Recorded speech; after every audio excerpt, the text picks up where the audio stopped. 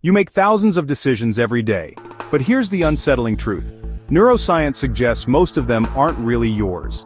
From free will to determinism, philosophers have debated who's actually in control. Let's dive into the evidence. And by the end, you might question whether you've ever made a truly free choice in your life. Think about the last time you made a simple choice, like lifting a finger or turning your head. It felt like you decided in that moment, right? But in the 1980s, neuroscientist Benjamin Libet ran an experiment that challenged this. He found that brain activity predicting a movement begins about half a second before the person consciously feels they've made the decision. In other words, your brain prepares to act before you even know what you're going to do. Does this mean free will is just an afterthought, a story we tell ourselves? Some researchers argue yes. Our sense of making choices might be a retrospective logic applied to actions already set in motion. Others suggest it's more complicated. Even if decisions start unconsciously, we might still veto them at the last moment. But think about a tennis player returning a 100 miles per hour serve, or a driver swerving to avoid a crash. There's no time for deliberation. The body moves before the mind catches up. Studies on priming show how easily our choices can be swayed without our awareness. In one experiment, people who briefly saw words related to aging walked slower afterward. They didn't choose to slow down. Their brains picked up on subtle cues and adjusted behavior automatically. Similar biases shape everything from what we buy to who we trust. So how much of you is actually in charge? The brain seems to run on autopilot most of the time, stitching together a coherent narrative after the fact. This isn't necessarily a problem, it's efficient. But it raises questions. If the conscious self isn't the one pulling the levers, what's the point of this persistent feeling of control? One theory is that the illusion itself serves a purpose. It helps us navigate social interactions, make plans, and take responsibility, even if responsibility is more about responding than initiating. Your brain constructs a you to make sense of the chaos, like a director explaining a film's plot long after the scenes were shot. If this is true, identity starts to look less like a commander and more like a spokesperson. The question isn't just who's in control, but why we're so convinced it's us. Imagine your left hand suddenly acting against your will, reaching to grab something you didn't want, or fighting your right hand as you try to get dressed. This isn't science fiction. It happens to people who've undergone split brain surgery, a last resort treatment for severe epilepsy. When the connection between the brain's hemispheres is severed, each side begins operating with surprising independence. In one experiment, researchers showed a split brain patient two different images: a snow scene to the right eye, processed by the left brain, and a chicken claw to the left eye, processed by the right brain.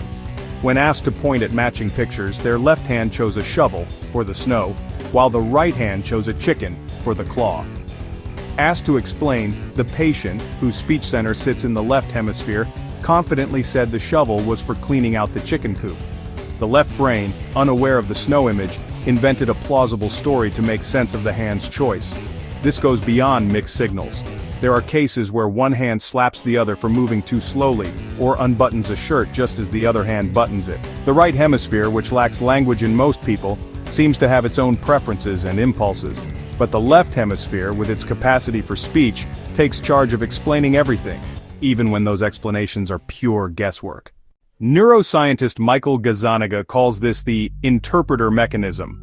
The left brain doesn't just process information, it constructs narratives to maintain the illusion of a unified self. When actions from the right brain don't fit, the left brain smooths over the contradictions with stories that feel true but are often fictional. What does this mean for the idea of a single, coherent self? It suggests consciousness isn't a commander, but a spokesperson, one that's often out of the loop. The brain works in modules, each specializing in different tasks, and the feeling of unity emerges from the chatter between them. When those connections are cut, the seams show. If the self is this fragmented, where does responsibility lie? Is the verbal left brain accountable for actions initiated by the silent right? The more we learn, the harder it becomes to pinpoint who or what is really making the calls.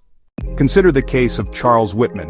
In 1966, he climbed a university tower and shot 46 people. His autopsy revealed a tumor pressing on his amygdala, a brain region linked to aggression. Does this mean his actions weren't truly his? Courts grapple with cases like this where biology seems to override choice. The law assumes free will. It punishes those who could have done otherwise. But neuroscience keeps chipping away at this foundation. There's the man who developed sudden pedophilic urges from a brain tumor. They vanished when the tumor was removed, then returned when it regrew. Or the sleepwalkers who've committed violent acts with no memory or intent. These cases force us to ask, where does culpability begin if the brain is broken? Studies suggest our beliefs about free will shape behavior. When people read deterministic arguments that their choices are predetermined, they cheat more on tests and act more aggressively. It's as if the idea loosens our grip on responsibility, yet society can't function without holding people accountable. The legal system still treats most crimes as freely chosen, even as brain scans show differences in offenders' prefrontal cortexes, the area governing impulse control. Perhaps responsibility isn't about some metaphysical free will, but practical necessity. We label actions mine not because they spring from an unchained self, but because the alternative, excusing all behavior as biologically determined, would collapse social order. Think of it like traffic lights.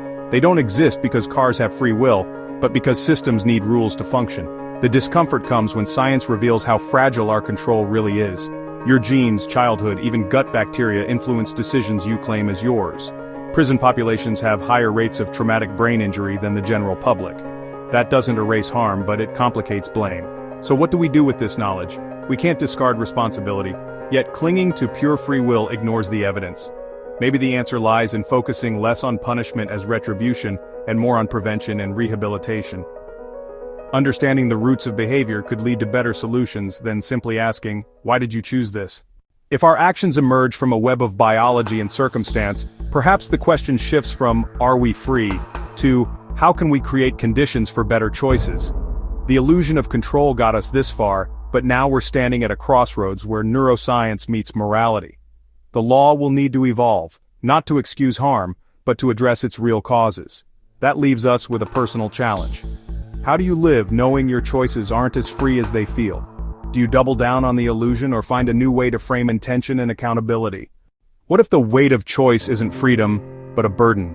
We spend so much energy trying to decide correctly what to eat, who to be, how to live, that we rarely notice how little control we actually have over the thoughts that drive those decisions. There's a strange relief in realizing you're not the sole author of your mind. Watch what happens next time you're stuck deciding between two options. The choice often makes itself, a quiet pull in one direction that feels less like reasoning and more like recognizing. Meditation exposes this gap. Sit still and try not to think. Within seconds, thoughts bubble up unbidden. Where do they come from? You didn't summon them, yet there they are, criticizing the weather, replaying conversations, inventing scenarios. Mindfulness practices reveal that thoughts happen to us, not by us. The realization isn't passivity, it's clarity. You can't stop the waves, but you can learn not to drown in them. This mirrors the Buddhist concept of anatta, or no self. The idea isn't that you don't exist, but that what you call you is a collection of shifting processes without a central controller. Modern psychology arrives at similar conclusions. The brain generates multiple potential actions, and consciousness simply endorses one after the fact. Studies show that people who practice observing their thoughts without attachment report less stress, not less agency. Consider how artists describe their creative process. They don't force ideas, they create conditions for ideas to arrive. A songwriter wakes with a melody in their head. A novelist's characters take over the plot. This isn't magic, it's the unconscious doing its work while the conscious self takes credit. The paradox? By surrendering the illusion of full control, they gain access to deeper resources. The same applies to daily life. Anxiety often comes from insisting every outcome depends on your choices. But what if you saw yourself less as a driver and more as a passenger who can occasionally suggest a route? This shift doesn't erase responsibility, it reframes it. You still act, but without the exhausting pretense that you engineered every thought behind those actions. Meaning doesn't vanish when the self's boundaries blur. If anything, it expands. You're not a tiny dictator inside your skull, but a flowing process in a larger network. Decisions still matter, they're just not exclusively yours. Try this. Next time you feel paralyzed by choice, pause.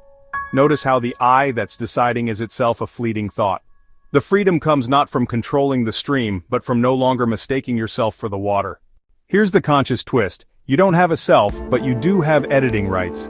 That mental narration calling itself you is more like a documentary filmmaker than a CEO. It interprets events after they happen, cuts awkward footage, and adds mood music. Try this today. When a thought arises, I should check my phone, pause. Notice how the urge appeared on its own. You didn't decide to think it, it thought you. This changes nothing and everything. You'll still act, but now with open eyes about who's writing the script. Ask not what you choose, but what happens when watching the chooser. Then breathe.